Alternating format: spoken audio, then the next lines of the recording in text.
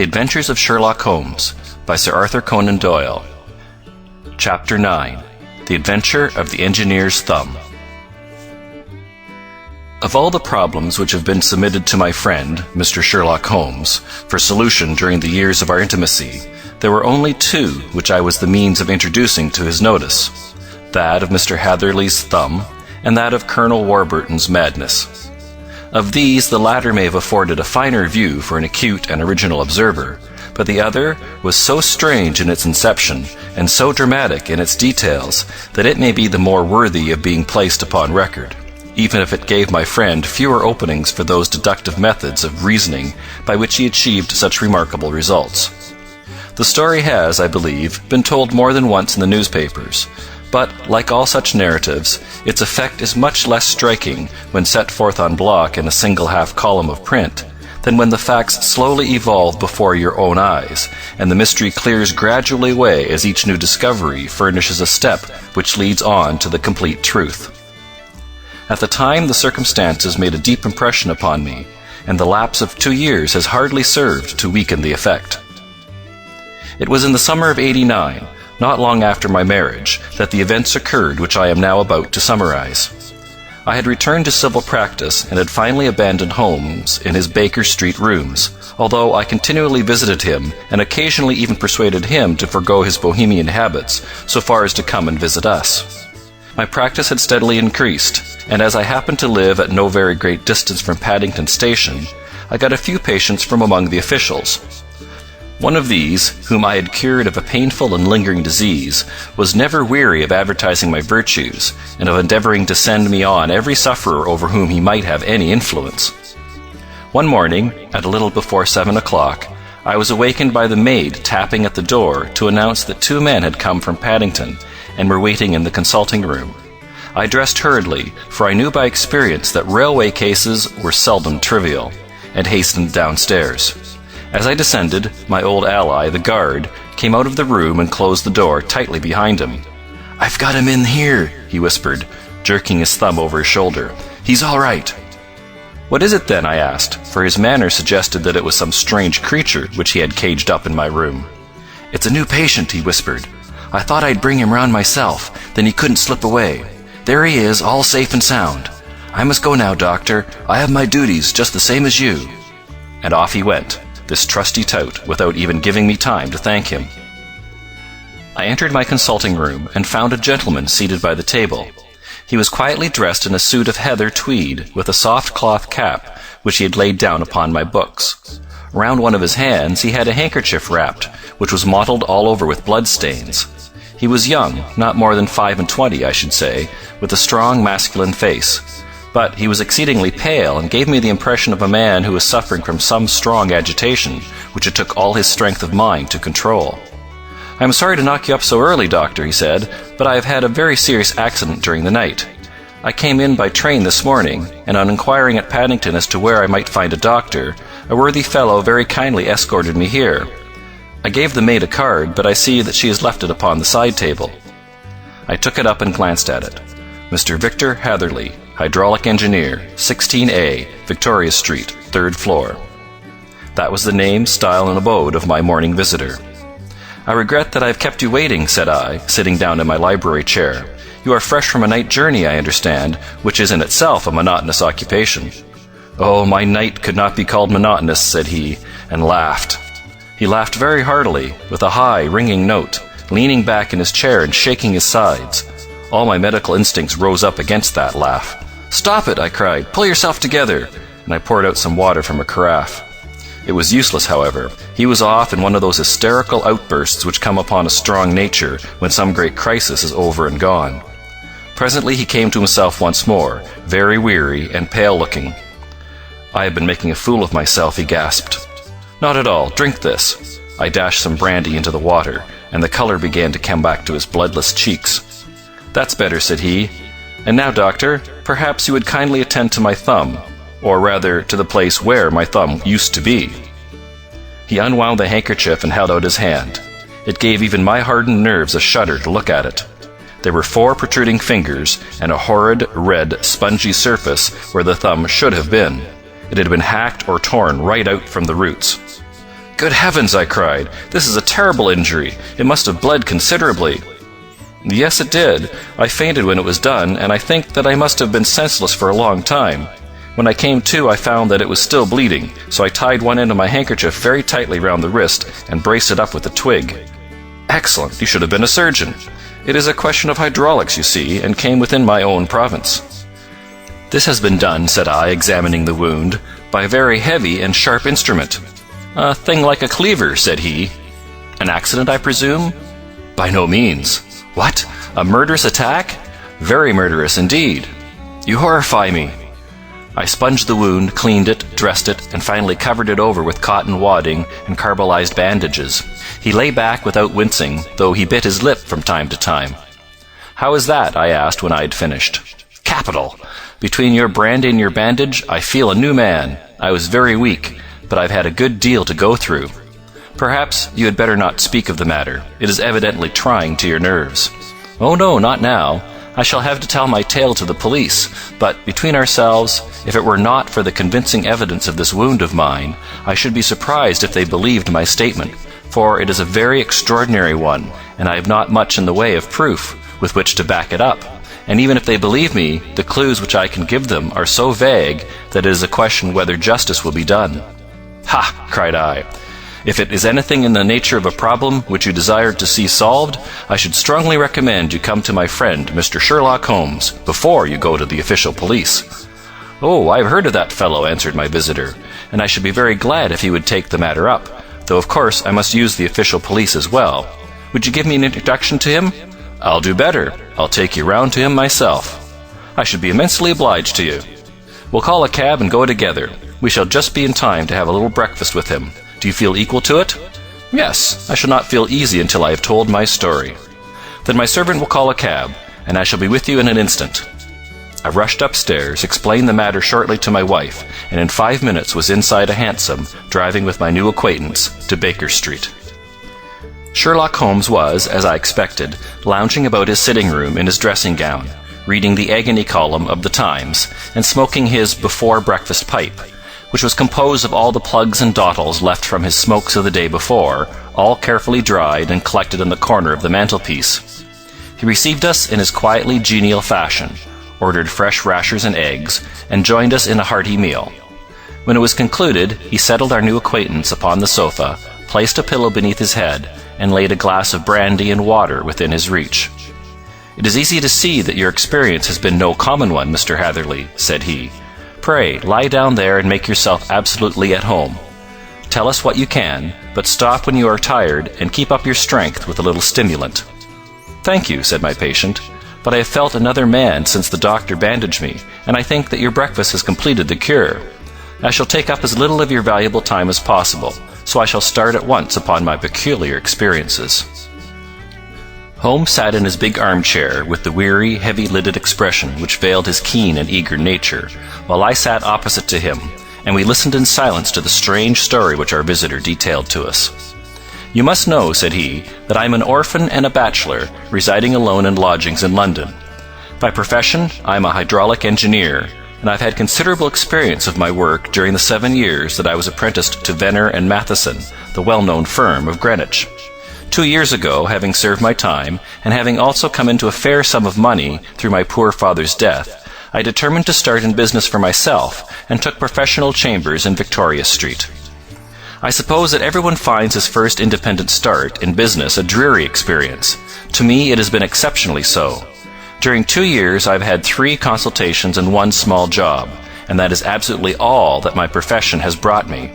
My gross takings amount to £27 10s.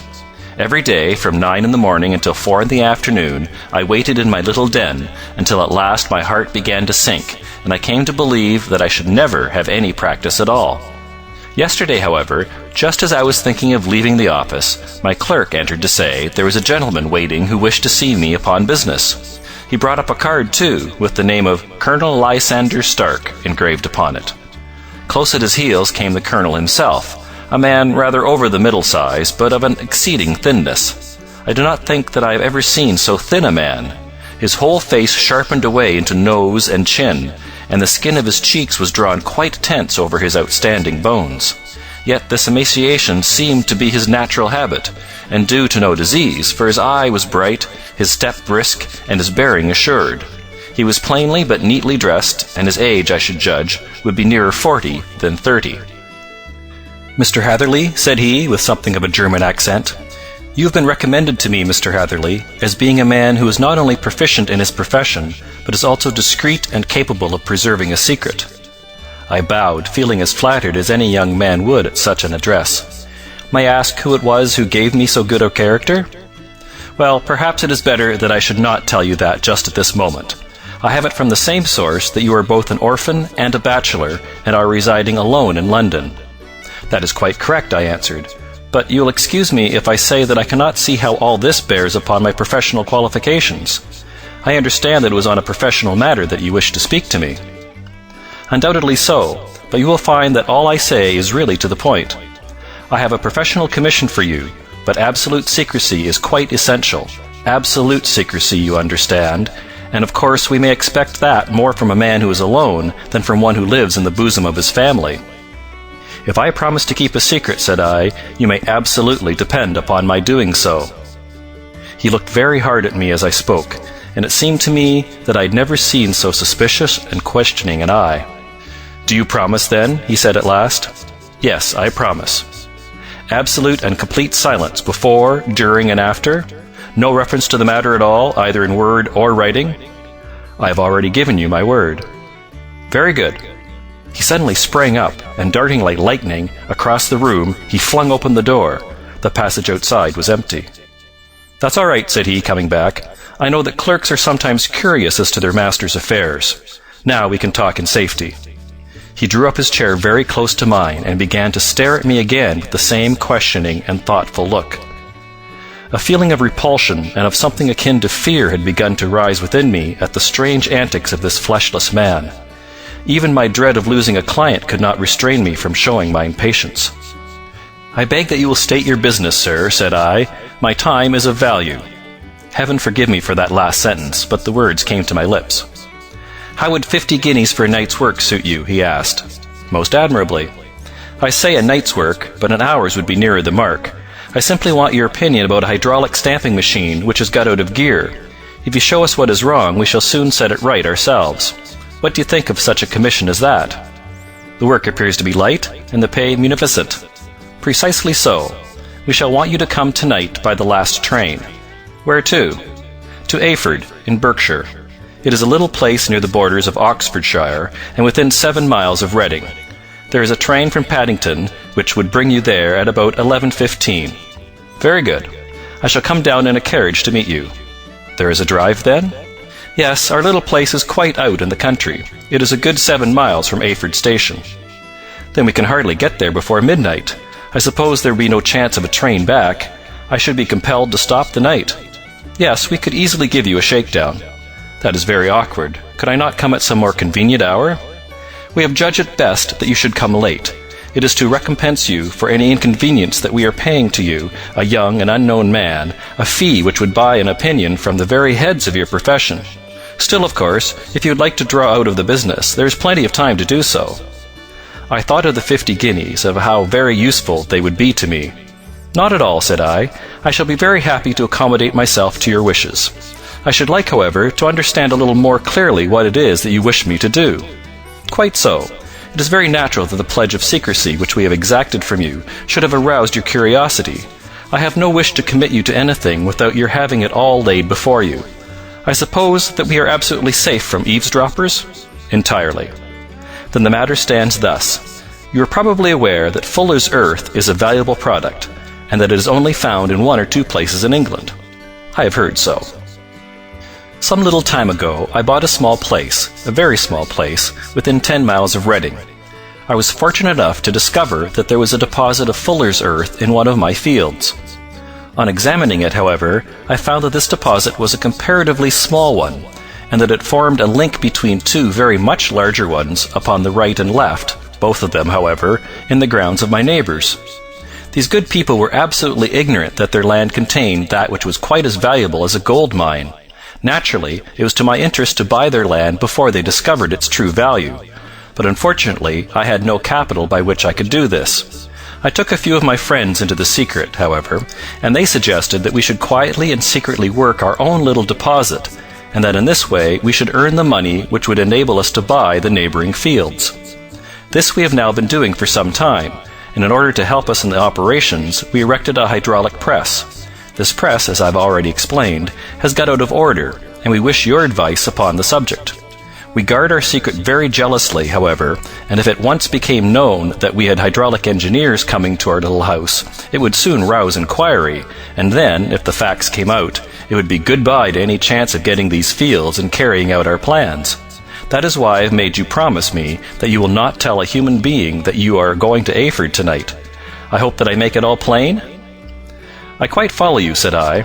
"The only point which I could not quite understand was what use you could make of a hydraulic press in excavating Fuller's earth, which, as I understand, is dug out like gravel from a pit." "Ah," said he carelessly, "we have our own process. We compress the earth into bricks, so as to remove them without revealing what they are. But that is a mere detail. I have taken you fully into my confidence now, Mr. Hatherley, and I have shown you how I trust you." He rose as he spoke. "I shall expect you then at Ayford at 11:15. "I shall certainly be there." "And not a word to a soul." He looked at me with the last long, questioning gaze, and then, pressing my hand in a cold, dank grasp, he hurried from the room. Well, when I came to think it all over in cool blood, I was very much astonished, as you may both think, at this sudden commission which had been entrusted to me. On the one hand, of course, I was glad, for the fee was at least tenfold what I should have asked had I set a price upon my own services, and it was possible that this order might lead to other ones. On the other hand, the face and manner of my patron had made an unpleasant impression upon me, and I could not think that his explanation of the Fuller's earth was sufficient to explain the necessity for my coming at midnight, and his extreme anxiety lest I should tell anyone of my errand. However, I threw all fears to the winds, ate a hearty supper, drove to Paddington, and started off, having obeyed to the letter the injunction as to holding my tongue. At Reading I had to change not only my carriage but my station. However, I was in time for the last train to Ayford, and I reached the little, dim-lit station after 11 o'clock. I was the only passenger who got out there, and there was no one upon the platform save a single sleepy porter with a lantern. As I passed out through the wicket gate, however, I found my acquaintance of the morning waiting in the shadow upon the other side. Without a word, he grasped my arm and hurried me into a carriage, the door of which was standing open. He drew up the windows on either side, tapped on the woodwork, and away we went as fast as the horse could go. "One horse?" interjected Holmes. "Yes, only one." "Did you observe the color?" "Yes, I saw it by the sidelights when I was stepping into the carriage. It was a chestnut." "Tired-looking or fresh?" "Oh, fresh and glossy." "Thank you. I'm sorry to have interrupted you. Pray continue your most interesting statement." Away we went then, and we drove for at least an hour. Colonel Lysander Stark had said that it was only 7 miles, but I should think, from the rate that we seemed to go, and from the time that we took, that it must have been nearer 12. He sat at my side in silence all the time, and I was aware, more than once when I glanced in his direction, that he was looking at me with great intensity. The country roads seemed to not be very good in that part of the world, for we lurched and jolted terribly. I tried to look out of the windows to see something of where we were, but they were made of frosted glass, and I could make out nothing save the occasional bright blur of a passing light. Now and then I hazarded some remark to break the monotony of the journey, but the colonel answered only in monosyllables, and the conversation soon flagged. At last, however, the bumping of the road was exchanged for the crisp smoothness of a gravel drive, and the carriage came to a stand. Colonel Lysander Stark sprang out and, as I followed after him, pulled me swiftly into a porch, which gaped in front of us. We stepped, as it were, right out of the carriage and into the hall, so that I failed to catch the most fleeting glance of the front of the house.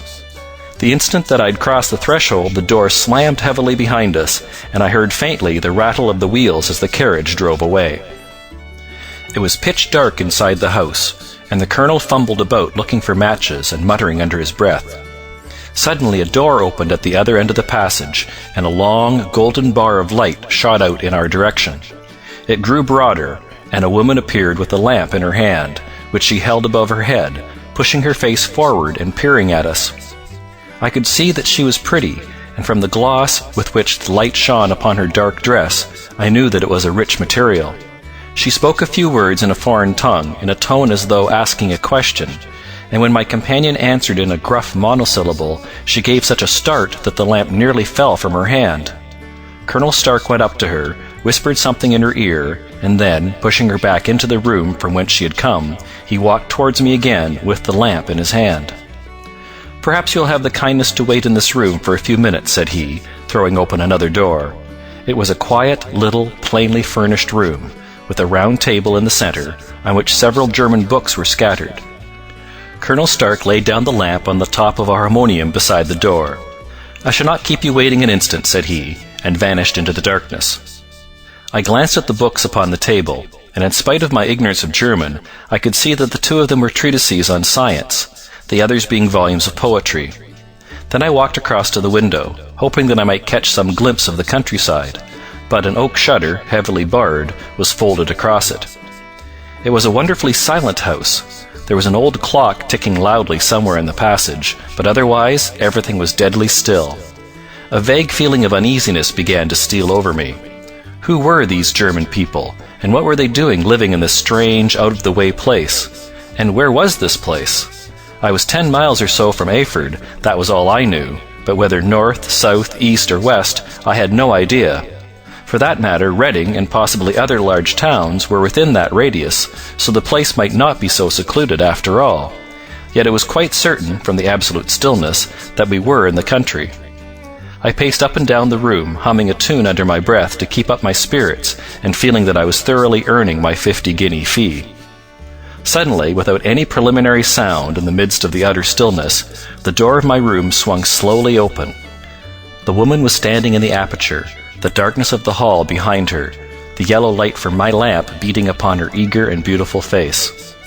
I could see at a glance that she was sick with fear, and the sight sent a chill to my own heart. She held up one shaking finger to warn me to be silent, and she shot a few whispered words of broken English at me, her eyes glancing back, like those of a frightened horse, into the gloom behind her. "I would go," said she, trying hard, as it seemed to me, to speak calmly. "I would go. I should not stay here. There is no good for you to do." "But, madam," I said, "I have not yet done what I came for. I cannot possibly leave until I have seen the machine."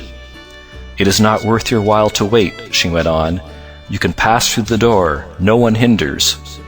And then, seeing that I smiled and shook my head, she suddenly threw aside her constraint and made a step forward, with her hands wrung together.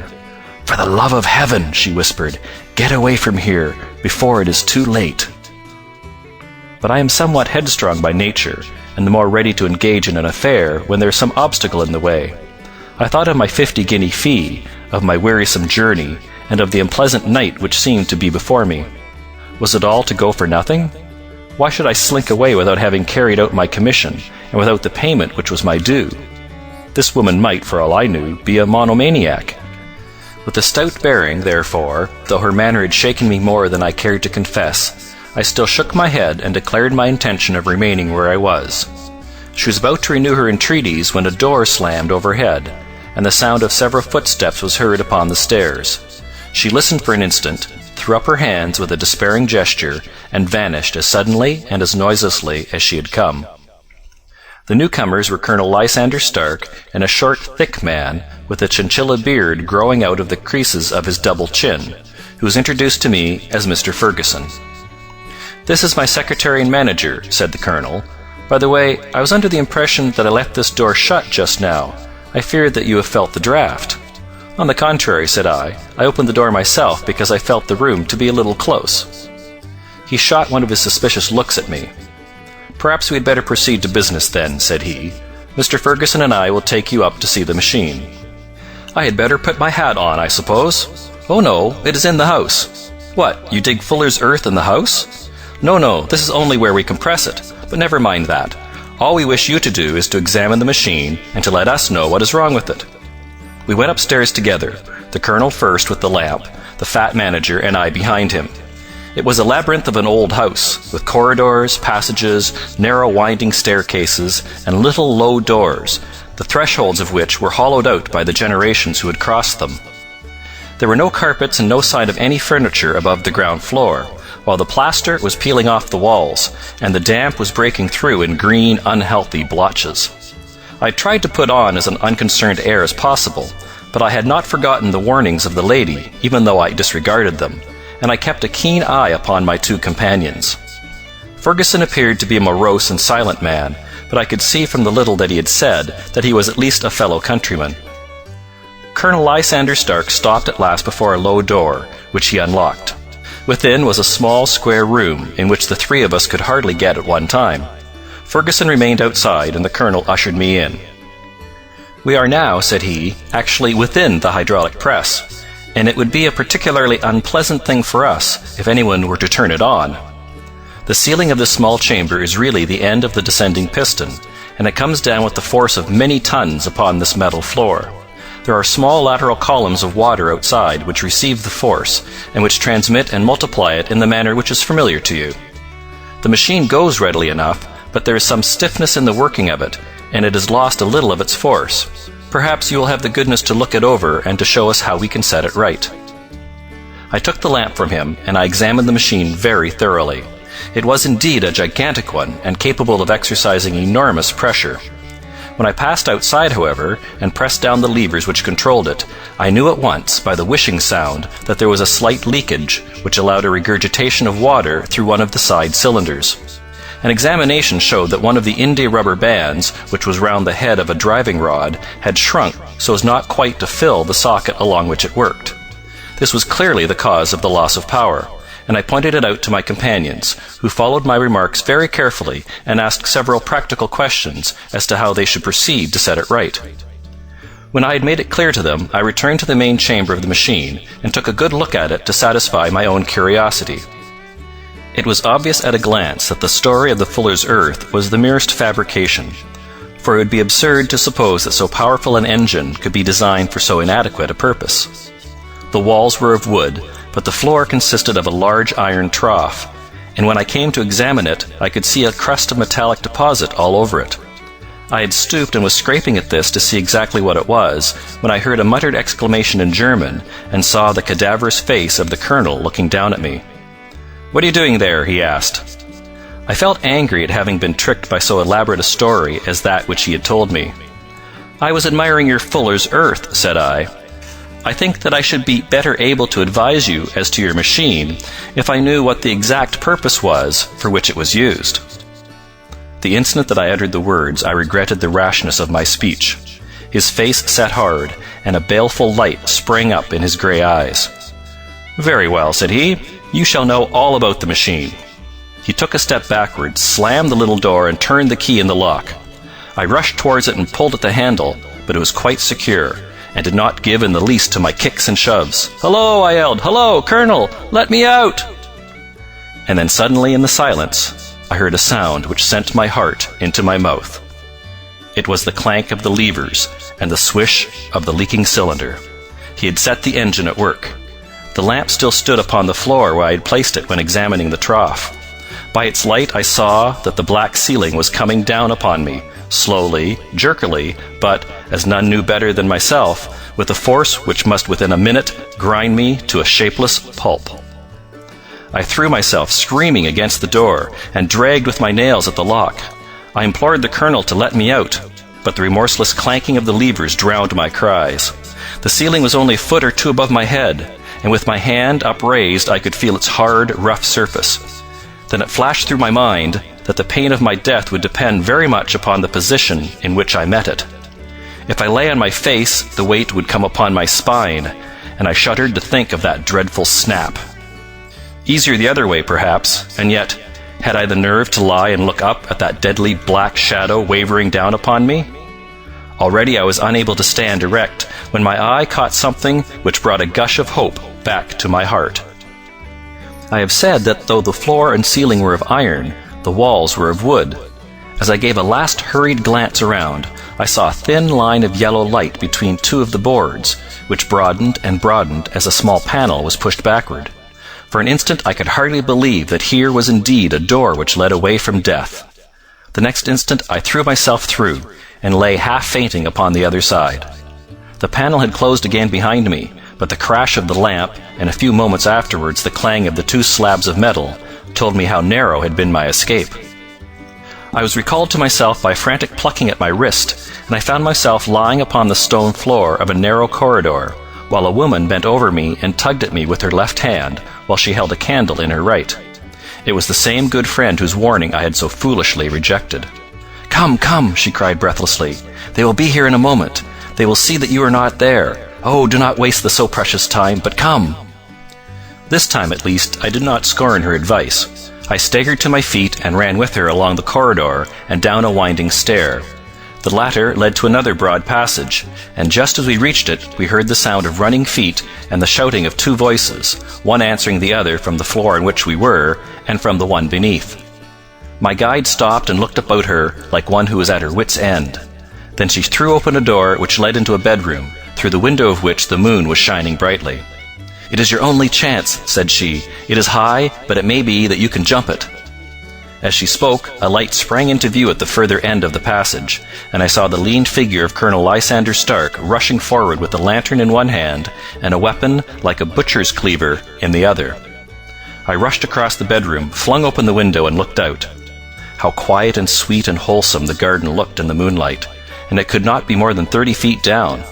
I clambered out upon the sill, but I hesitated to jump until I should have heard what passed between my saviour and the ruffian who pursued me. If she were ill-used, then at any risks I was determined to go back to her assistance. The thought had hardly flashed through my mind before he was at the door, pushing his way past her, but she threw her arms round him and tried to hold him back. "Fritz, Fritz," she cried in English, "remember your promise after the last time. You said it should not be again. He will be silent. Oh, he'll be silent." "You are mad, Elise," he shouted, struggling to break away from her. "You will be the ruin of us. He has seen too much. Let me pass, I say." He dashed her to one side, and rushing to the window, cut at me with his heavy weapon. I had let myself go, and was hanging by the hands to the sill, when his blow fell. I was conscious of a dull pain, my grip loosened, and I fell into the garden below. I was shaken but not hurt by the fall, so I picked myself up and rushed off among the bushes as hard as I could run, for I understood that I was far from being out of danger yet. Suddenly, however, as I ran, a deadly dizziness and sickness came over me. I glanced down at my hand, which was throbbing painfully, and then, for the first time, saw that my thumb had been cut off and that the blood was pouring from my wound. I endeavored to tie my handkerchief round it, but there came a sudden buzzing in my ears, and next moment I fell into a dead faint among the rose bushes. How long I remained unconscious I cannot tell. It must have been a very long time, for the moon had sunk and a bright morning was breaking when I came to myself. My clothes were all sodden with dew, and my coat sleeve was drenched with blood from my wounded thumb.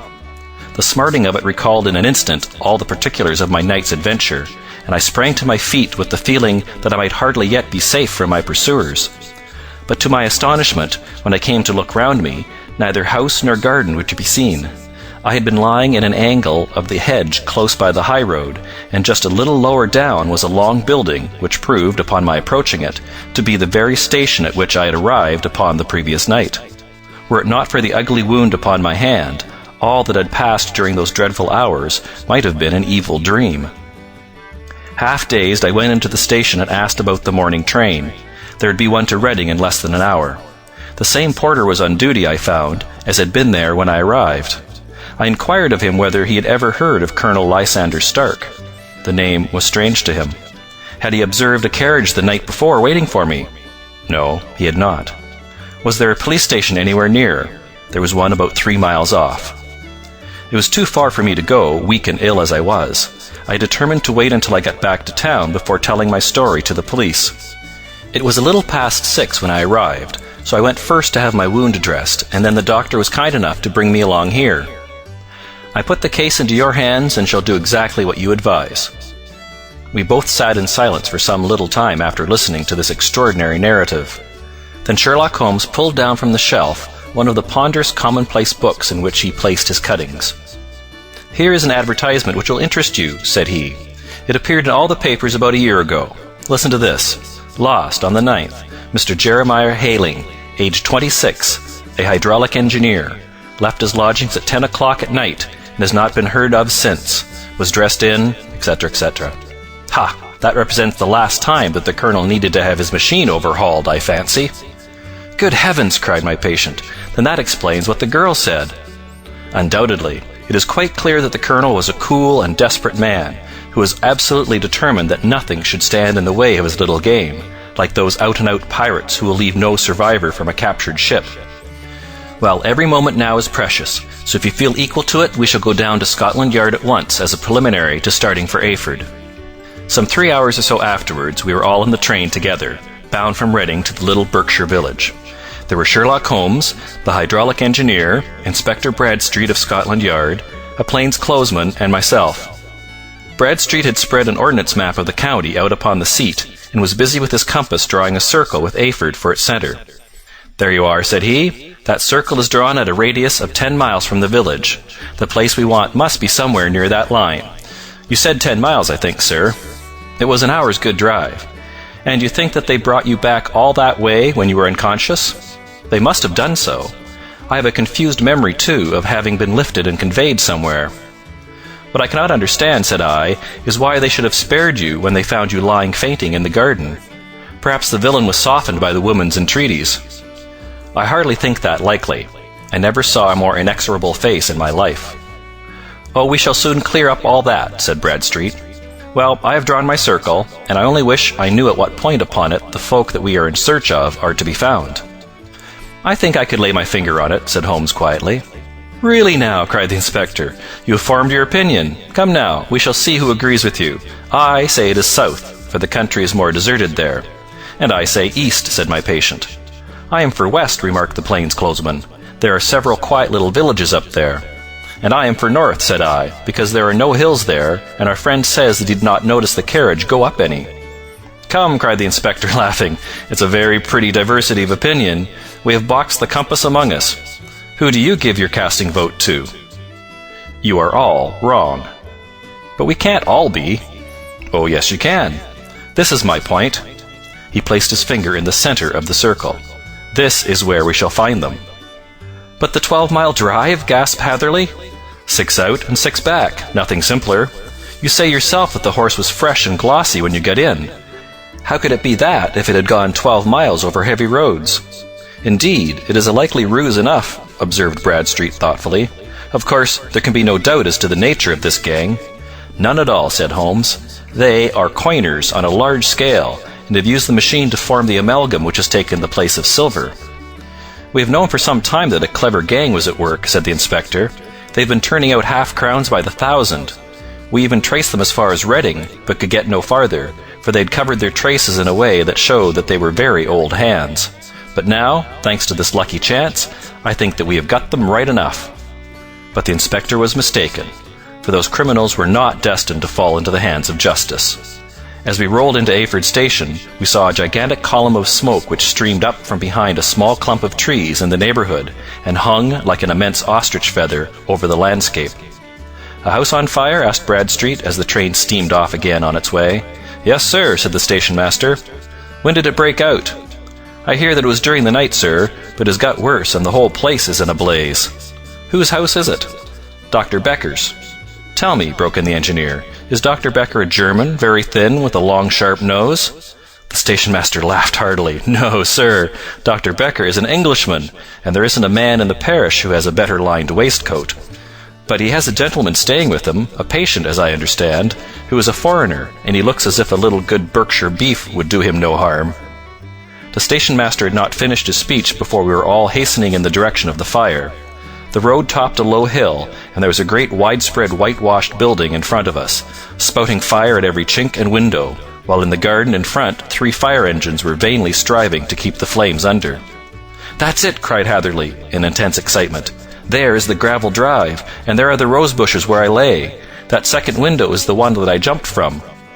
"Well, at least," said Holmes, "you have had your revenge upon them. There can be no question that it was your oil lamp which, when it was crushed in the press, set fire to the wooden walls, though no doubt they were too excited in the chase after you to observe it at the time. Now keep your eyes open in this crowd for your friends of last night, though I very much fear that they are a good 100 miles off by now." And Holmes's fears came to be realized, for from that day to this no word has ever been heard either of the beautiful woman the sinister German, or the morose Englishman. Early that morning a peasant had met a cart containing several people and some very bulky boxes driving rapidly in the direction of Reading. But there all traces of the fugitives disappeared, and even Holmes's ingenuity failed ever to discover the least clue as to their whereabouts. The firemen had been much perturbed at the strange arrangements which they had found within, and still more so by discovering a newly severed human thumb upon a window-sill of the second floor. About sunset, however, their efforts were at last successful, and they subdued the flames, but not before the roof had fallen in, and the whole place had been reduced to such an absolute ruin that, save some twisted cylinders and iron piping, not a trace remained of the machinery which had cost our unfortunate acquaintance so dearly. Large masses of nickel and of tin were discovered stored in an outhouse, but no coins were to be found, which may have explained the presence of those bulky boxes which have been already referred to. How our hydraulic engineer had been conveyed from the garden to the spot where he recovered his senses might have remained forever a mystery were it not for the soft mould, which told us a very plain tale. He had evidently been carried down by two persons, one of whom had remarkably small feet and the other unusually large ones. On the whole, it was most probable that the silent Englishman, being less bold or less murderous than his companion, had assisted the woman to bear the unconscious man out of the way of danger. "Well," said our engineer ruefully as we took our seats to return once more to London, "it has been a pretty business for me. I have lost my thumb, and I have lost a 50-guinea fee, and what have I gained?" "Experience," said Holmes, laughing. "Indirectly, it may be of value, you know. You have only to put it into words to gain the reputation of being excellent company for the remainder of your existence." End of chapter 9.